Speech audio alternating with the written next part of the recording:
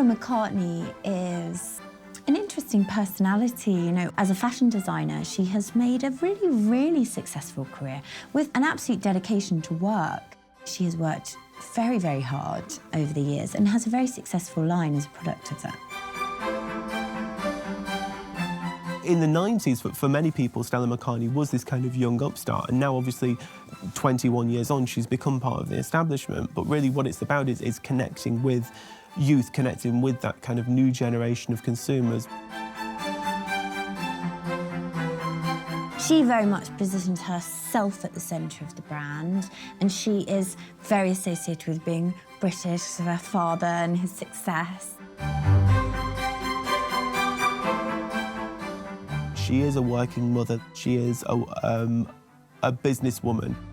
She is kind of a modern feminist who also has all of these ethical principles.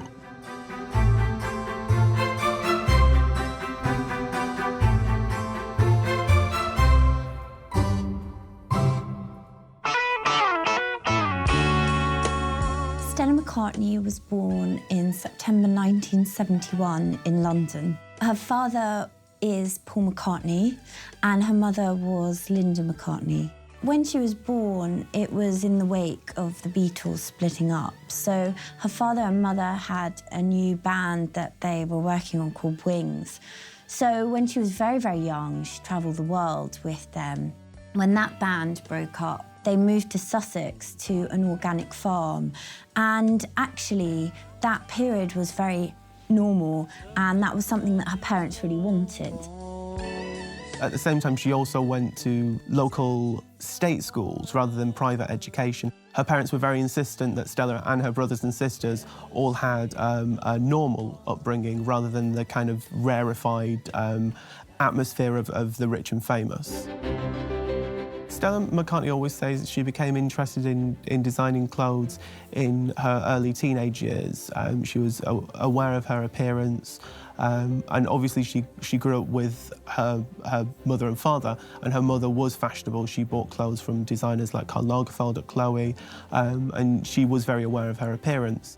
The first thing that she remembers designing was a jacket when she was aged 13, but by the age of 16, she was already making her first steps into the fashion industry. At that age, she went to assist on Christian Lacroix's first haute couture collection under his own name, which is in 1987. And there are recollections from journalists at the time that Stella was the person that was going and putting the programmes on the seats for the different editors and helping arrange the flowers at the side of the catwalk for that debut. Before beginning her studies at Central St Martin's, Stella McCartney went to work for her father's Savile Row tailor, Edward Sexton. She's made a great deal about that period in her life because a lot of Stella's clothes are based on English tailoring, on English men's tailoring, and translating that into a women's wardrobe. She actually called Sexton in to help work on her debut collection under her own name in the late 90s. Stella, first of all, studied at Ravensbourne College. She studied her foundation course at Ravensbourne and then went on to study the BA in fashion at Central St Martin's. For her graduation collection, I think it's fair to say that she pulled some strings in terms of her family connections. Her graduate collection at Central St Martin's went down, went on the front pages of every newspaper. She rang her friends to model, and instead of them being sort of slightly attractive friends that you'd go to a bar with or knew through another friend, it was Kate Moss, Yasmin Le Bon, Naomi Campbell. So this was really unheard of for a graduate degree show. I think Stella McCartney would have garnered press attention no matter what she did. She is Paul McCartney's daughter, and that will always be newsworthy. Her graduation collection was always going to get more coverage than anyone else's would in comparable circumstances. What Stella did very cleverly was realise that, acknowledge that, and use it to her best advantage, rather than letting the exposure that came with her name affect her. Really, what she decided to do was to use it in order to showcase her work. That garnered quite specific reactions from her classmates who saw Stella as somebody who was privileged and someone who was certainly using kind of her family relations to get on in the industry. But it did seem to work because Stella's graduate collection was picked up by the boutique Tokyo in London, and also major stockists like Browns, Joseph, Bergdorf Goodman and Neiman Marcus in the US. So really that graduate collection launched her on a fashion career. Really, when Stella started, her first collection, the graduation collection and the first collection she presented in London, which she did very, very low-key. She presented them at a friend's flat. But really what they revolved around was kind of Savile Row tailoring, really classically tailored men's suits, but remade for women with new proportions, and also slip dresses, which were inspired by vintage underwear. Her mother had been a collector of vintage and antique slip dresses, so that was something that she explored in her very early collections. Stella McCartney surprised the fashion world when she was appointed creative director at Chloe in Paris, a position once held by Karl Lagerfeld. She had opened a small boutique in London just after her graduation, and the first couple of years she got lots and lots of buzz around her, lots of famous people wearing her clothes. And so the story goes that the head of Chloe had come to check her out, and she'd been in the store and he'd been so impressed with the way in which she spoke about not only her designs but the way in which to market them and how to get kind of conversation around them, that he appointed her as the head. I think it's difficult for us to envisage now because Chloe is, incredibly successful. Chloe is very prominent, but at that point in time it had gone off the boil. People weren't buying Chloe clothes, people weren't shooting them, people weren't so interested in the house. And really what the appointment of Stella McCartney was to generate more interest in Chloe, to generate press for Chloe, as well as the knock-on effects of stimulating the sales. So off she went to Chloe, and she took with her the now celebrated designer Phoebe Philo, who was at the time her assistant, which is very interesting to see their sort of shared languages. When Stella went there, she did kickstart sales.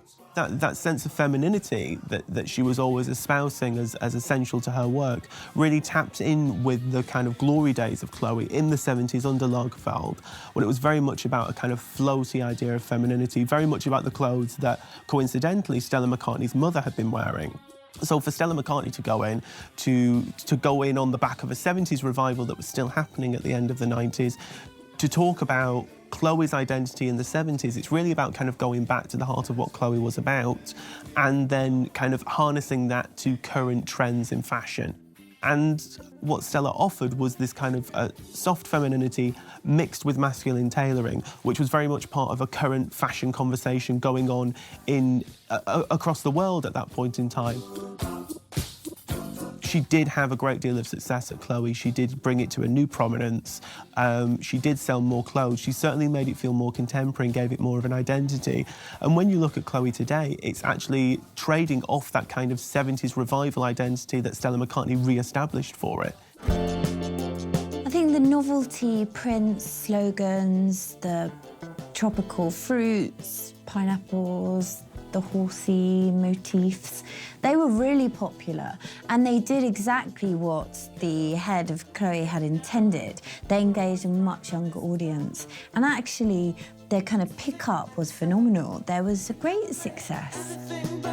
In 2001, Stella McCartney launched her own label. I think it was a very big statement for Stella McCartney to branch away from Chloe and to launch her own label.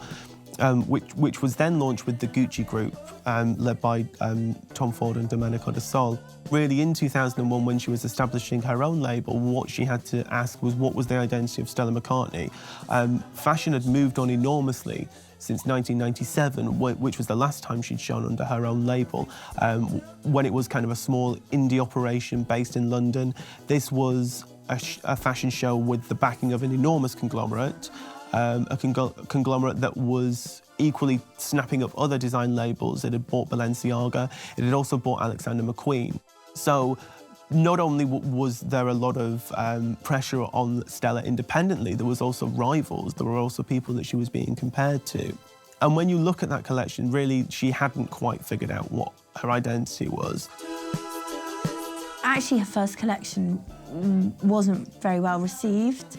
And then subsequently, they have been, over the years. So she has a very kind of laid-back sort of aesthetic, tailoring, slip dresses, silk. It's always staying to this kind of specific palette and very wearable. I've actually grown to really admire the ethics of Stella McCartney's work because it's something that she's steadfastly stuck to, and it's incredibly difficult to stick to that. She's not only said no to fur or no to exotic skins, which are quite standard, she said no to leather completely. She said no to any animal products, and she describes her products as vegan. She's always very dedicated to animal rights, so everything is very conscious of that. So all the bags are not made of leather, neither are the shoes. It's a very kind of a brave stance for Stella to take, and very difficult. It's also something that's paid off. The interesting thing, I feel, is that even though Stella uses, fake leather, Stella uses fabric in place of these normal textiles. She uses fake fur instead of real fur. She tries to find innovative solutions to demands for certain types of luxury products.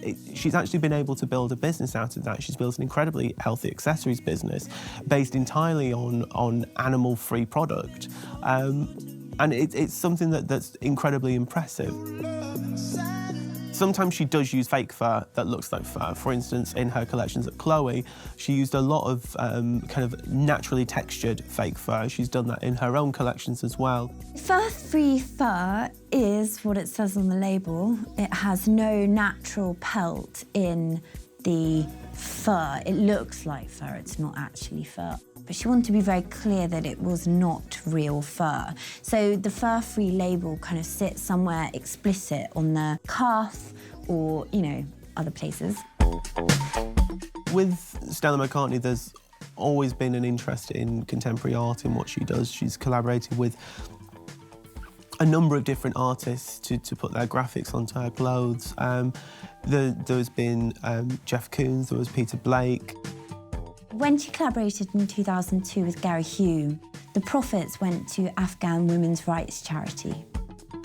For her marriage to Alistair Willis, she chose to wear her mother's wedding dress, which she had worn to marry her father in the late 60s, and she updated it for the occasion. It was in Scotland that they were wed, and they're still happily married, and they have 4 children. The Stella perfume, to look at the bottle, actually in your mind, it does evoke the brand, so I think it is a good branding exercise. The perfume is very light and it sells very, very well. It's very successful. So her profile is ever increasing, and she, as a quite young designer with her own label, was designing for Annie Lennox's tour, Madonna's tour. She designed costumes for Sky Captain and the World of Tomorrow. And with a lot of designers, you would debate if that is about raising their profile.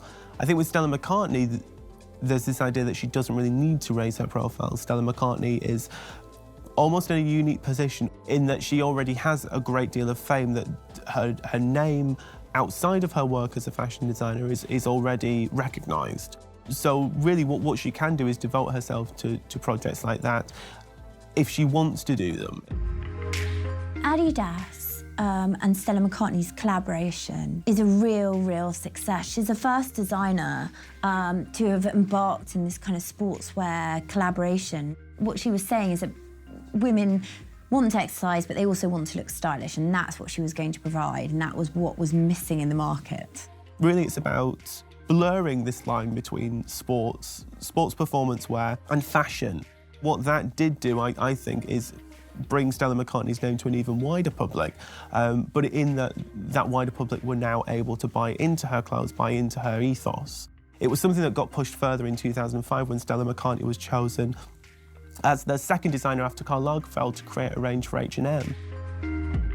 Stella McCartney for H&M was around 40 pieces. She created the line by looking at her previous designs and kind of rehashing, reworking her favourite 40. What that was about was, I guess, a really good exercise for Stella McCartney in terms of determining what her signature items was, what was the essence of Stella McCartney as a brand, and how could you translate that into the mass market. And when you look at the Stella McCartney H&M collection, I personally think it's one of the best collections she's ever done, because it's the kind of core of what she's about, the sort of tailoring, a softness, a femininity, a love of embellishment, innovative details, a touch of lingerie. It's all there in this incredibly tight capsule collection.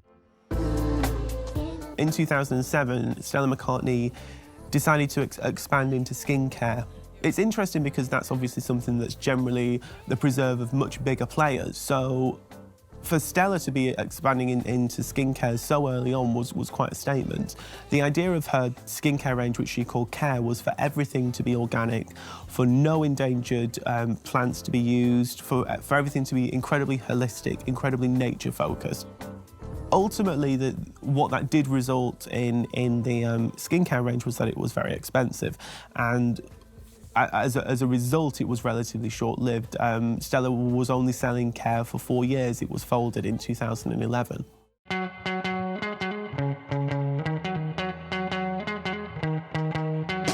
I think with the kind of identity that Stella established so early for herself based in vintage underwear, it was quite natural for her to expand into lingerie, and this has been one of the most sort of successful facets of her business. And again, I think it kind of links with what she does at Adidas, which is that it's about a woman knowing what other women want to wear, a woman knowing how other women want lingerie to feel on her body. Stella McCartney's mother, Linda, died of breast cancer, and Stella McCartney's created a mastectomy bra. There's really this kind of engagement with women. I would say alongside the kind of ethical stance, which is something that's incredibly personal to Stella, the idea of a modern kind of working mother's life is really something that she wants to build into her clothes. So really it's about, I guess, expanding into these ideas of lifestyle, this, you know, pushing yourself into different categories. And that's followed by the fact that later on this year in 2016, she's going to be launching menswear. And that's an enormous expansion for someone that's been focused on women's wear for the entirety of her 21-year career. Further to that lifestyle proposition, Stella McCartney launched kids wear, and that's been an incredibly successful element of the business. Stella McCartney was appointed by Adidas as Team GB's creative director for the 2012 and 2016 Olympics. The interesting thing with what Stella's done for the Olympics is she's the only designer who's designed them to be worn throughout the range of activities. And out of all Olympic designers, she's the first person to do that, the first person to actually apply her skills to clothes that will be worn in one of the most grueling sports contests in the world. Stella McCartney was awarded an honorary fellowship from the University of the Arts, London, but she also established a scholarship at Central St Martin's. A scholarship that supports designers that will work within the parameters of kind of ethical fashion is really, really fantastic. You know, you speak to young designers today, and there is a growing interest in sustainability and looking at environmental issues and incorporating it into their work, ethical trading and production. So I think for her to be supporting that financially is really fantastic. In 2013, Stella McCartney was awarded an OBE for services to fashion. I think the OBE for services to industry definitely deserved, I mean, in the sense that she's had a really, really successful career. In 2014, she revisited the collaboration with Gary Hume and reworked it.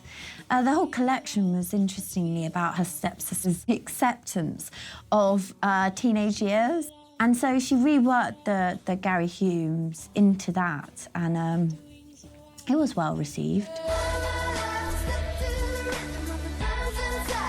So in the Green Carpet collection, which is Olivia Firth initiative, Stella McCartney used all the scraps and waste fabric that she had and created these really amazing gowns. I think, you know, lending her name to initiatives such as that is really fantastic.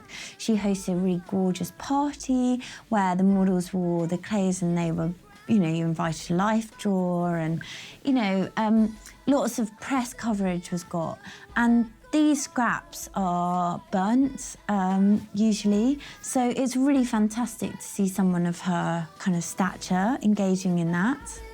I think using younger models or kind of personalities within her fragrance advertising campaign, the new fragrance Pop, so Lourdes, Madonna's daughter, and Grimes, the musician, for example, does definitely engage a different audience. I mean, even the kind of discussions online and the platforms that they were on, it definitely reaches somewhere different.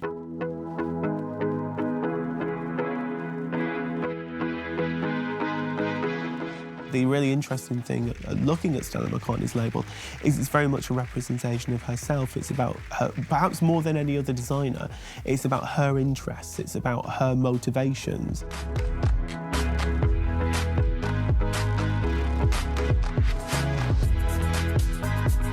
Stella McCartney's legacy, I personally think it's still kind of being developed. I think her time at Chloe will be remembered, and then her line itself. I do wonder what will be the standout moments. I think maybe it's almost a little too early to tell, but I think she will definitely be known as clothes that women enjoyed wearing.